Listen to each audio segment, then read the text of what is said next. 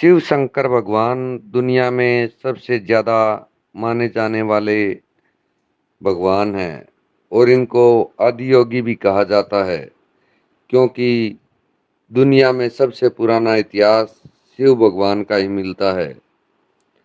और दोस्तों, दुनिया में शायद सबसे ज़्यादा मंदिर और सबसे ज़्यादा पूजा शिव भगवान की होती है। तो चलिए आज हम आपको शिव भगवान के जीवन से जुड़ी सबसे महत्वपूर्ण बात, शिव पार्वती की अमर कथा सुनाने जा रहे हैं। दोस्तों, शिव ने पार्वती को इसी परम पावन अमरनाथ गुफा में अपनी साधना की अमर कथा सुनाई थी, जिसे हम अमरतव कहते हैं।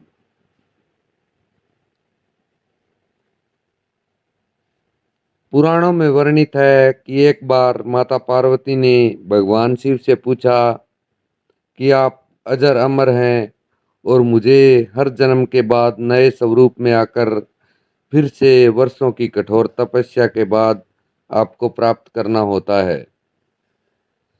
मेरी इतनी कठोर परीक्षा क्यों?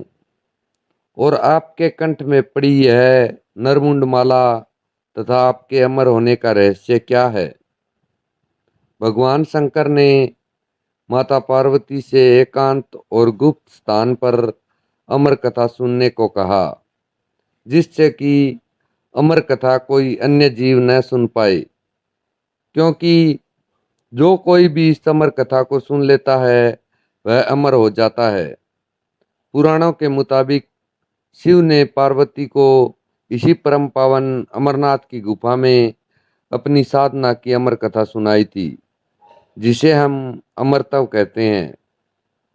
कहते हैं भगवान भोलेनाथ ने अपनी सवारी नंदी को पहलगाम पर छोड़ दिया, जटाओं से चंद्रमा को चंदनवाड़ी में अलग कर दिया और गंगा जी को पंचतरणी में तथा कंठाभूषण सर्पों को शेषनाग पर छोड़ दिया। इस प्रकार इस पड़ाव का नाम शेषनाग पड़ा। अगला पड़ाव गणेश पड़ता है। इस स्थान पर बाबा ने अपने पुत्र गणेश को भी छोड़ दिया, जिसको महागुणा का पर्वत भी कहा जाता है।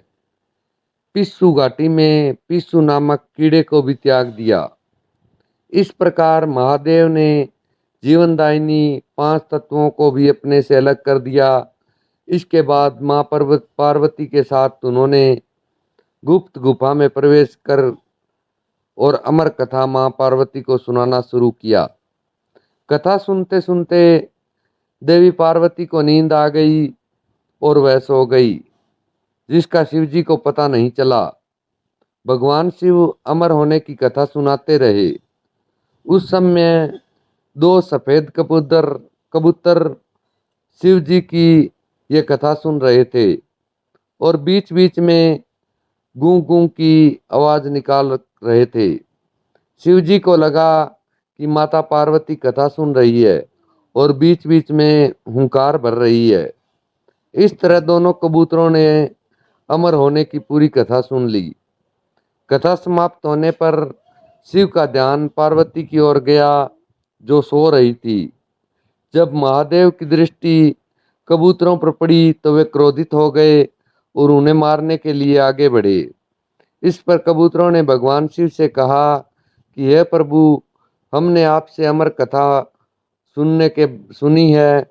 यदि आप हमें मार देंगे तो अमर होने की यह कथा झूठी हो जाएगी। इस पर शिव जी ने कबूतरों को जीवित छोड़ दिया और उन्हें आशीर्वाद दिया कि तुम सदैव इस स्थान पर शिव पार्वती के प्रतीक चिन्ह के रूप में निवास करोगे। अतः यह कबूतर का जोड़ा अजर अमर हो गया। आज भी इन दोनों कबूतरों का दर्शन भक्तों को यहाँ प्राप्त होता है और इस तरह से यह गुफा अमर कथा की साक्षी हो गई। वह इसका नाम अमरनाथ गुफा के नाम से प्रसिद्ध हो गया।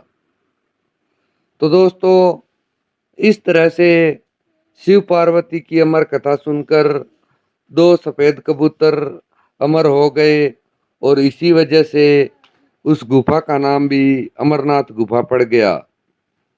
तो दोस्तों, ये वीडियो आपको कैसा लगा कमेंट करके ज़रूर बताएं।